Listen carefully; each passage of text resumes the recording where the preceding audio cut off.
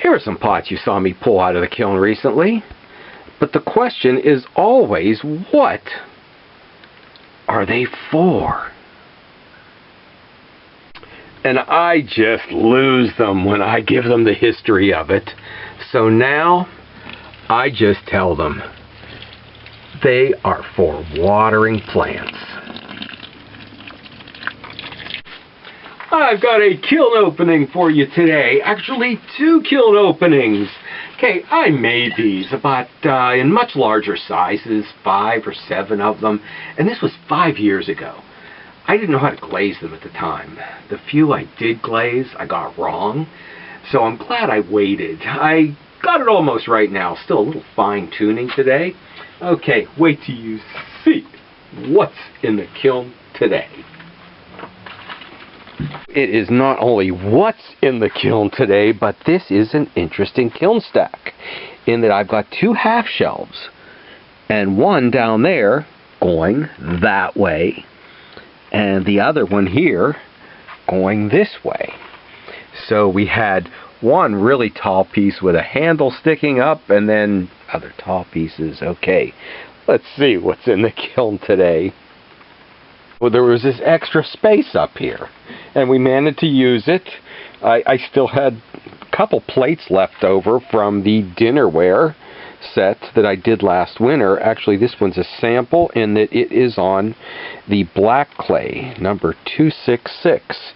So the color is a little bit different than, you know, the top of that jug down there.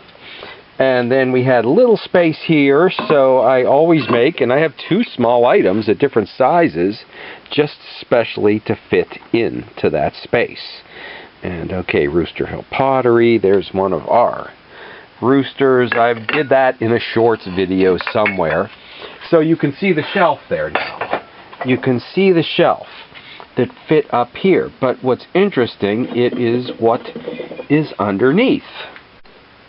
And this might not be the time for it to show either, but since I have the shelf going, another half shelf going the other way, I have 2 different heights on the stilts. So we have shorter pots there, tallest ones there, and okay. So one on the lowest level that was under a shelf, one on the lowest level that extended up past the shelf, and one on the next shelf up that is lower than the others. But this is really what this kiln load was about, was these jugs.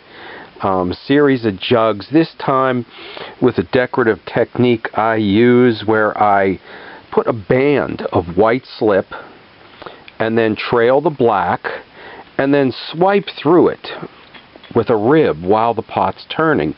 And interesting in that when you swipe it with the rib, it catches the black slip and the white slip and distributes it around there.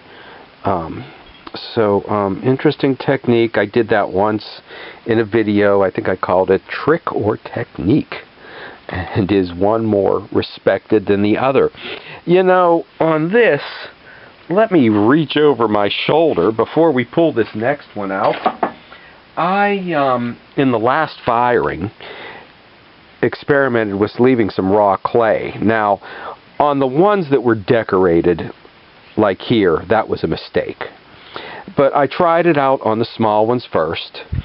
So we'll see. I think the ones that were decorated really need to have the glaze going all the way down. And this one does. So that was an improvement.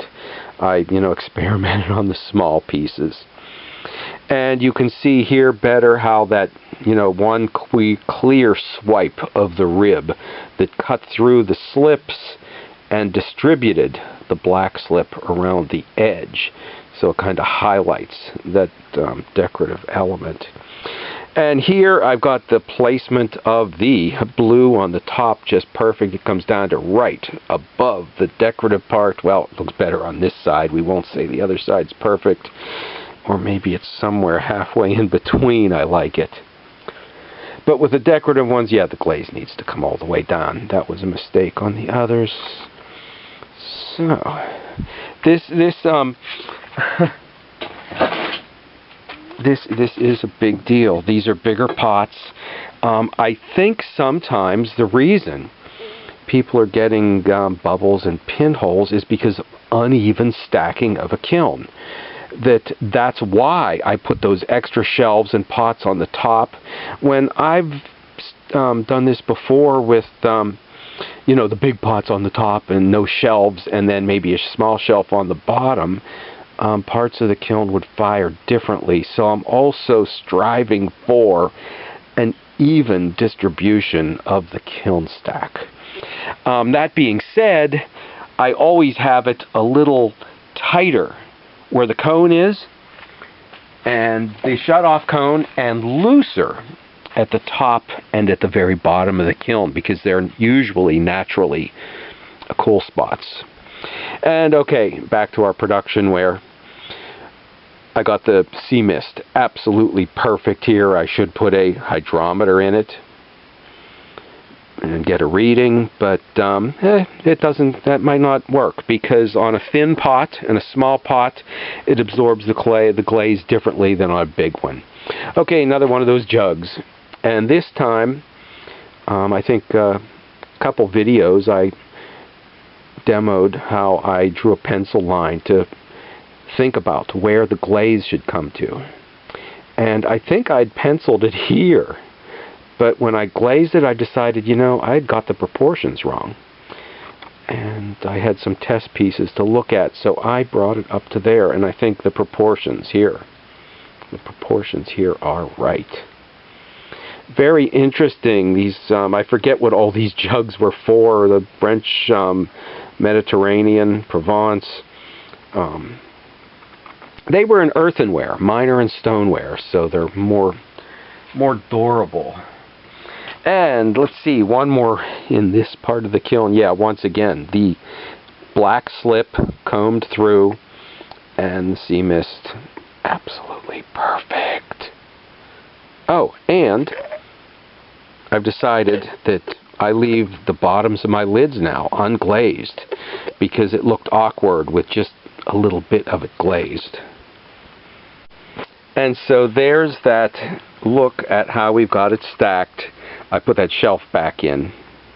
Okay, so I put that shelf back in, and it is a half shelf over another half shelf that goes that way, and that all means that I needed two taller pedestals down there and a shorter one up here.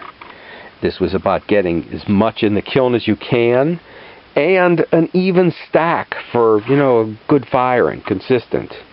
So that packing only picked up 1.5 inches on the top, and it only picked up 1 inch on the bottom, but that meant we also got all of these extra pots in the kiln. Okay, in addition to, you know, consistent firing. And these two, I'm working on a new glaze, actually blending a couple glazes that I don't like and that I'm almost out of. So I'm looking for a tan, and it does some of what I want. Here it is over a black slip that's combed through, and over a white slip that's combed through, and settling in the grooves where I combed through it.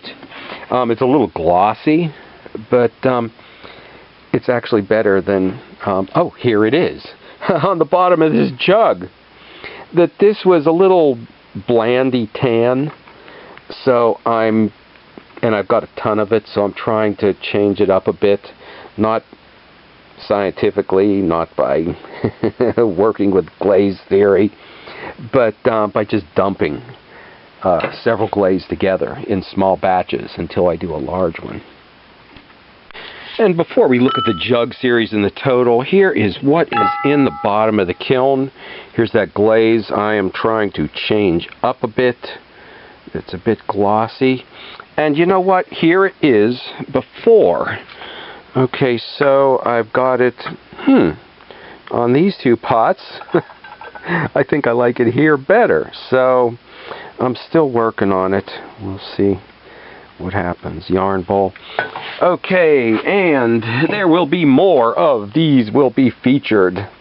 The Petitza baking pans, nut roll baking pans, we will feature those in videos when we get closer to Slovene Fest. Today is about the jugs, and I want to take a look at the entire series. Okay, berry bowl. Maybe we'll feature those coming up too.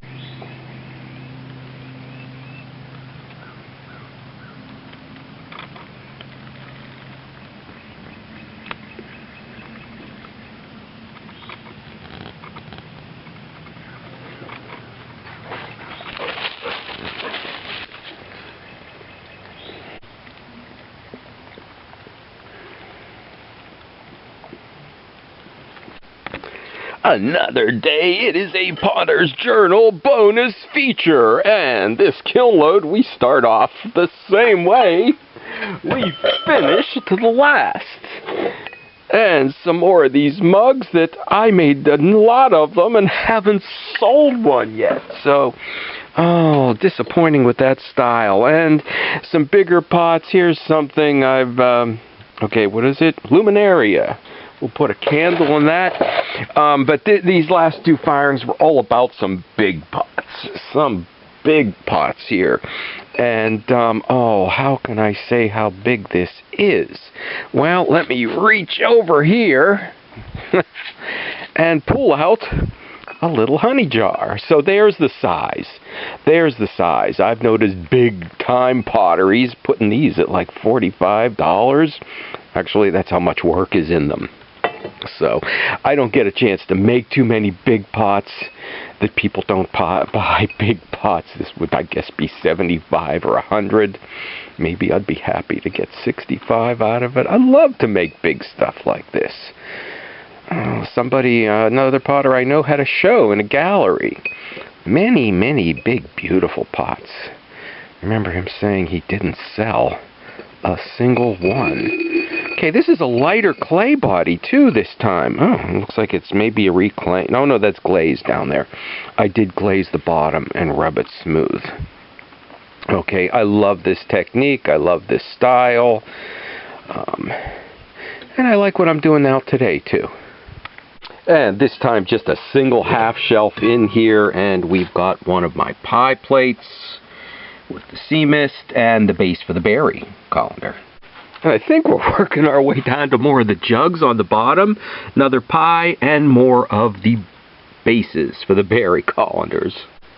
Bottom shelf, where'd those watering can jugs go? Okay, a couple mugs, some wavy bowls, another pizza pan.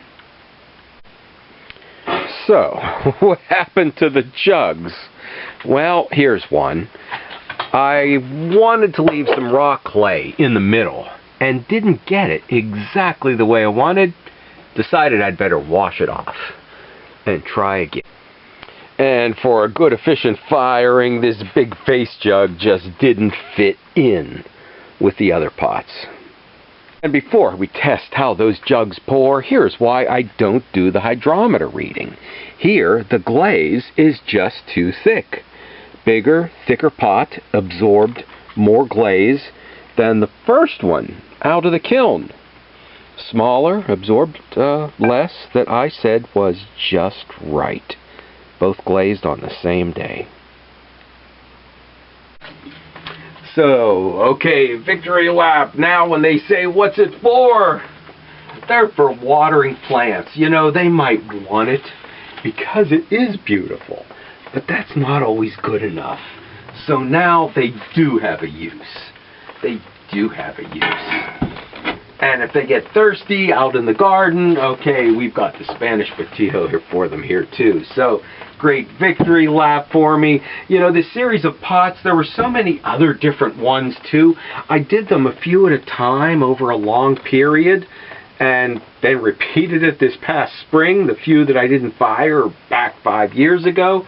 So I'll have to get them all together again, because I found one or two here and there. It was really fun to find them, so maybe we'll take a look at all of the ones from this series again.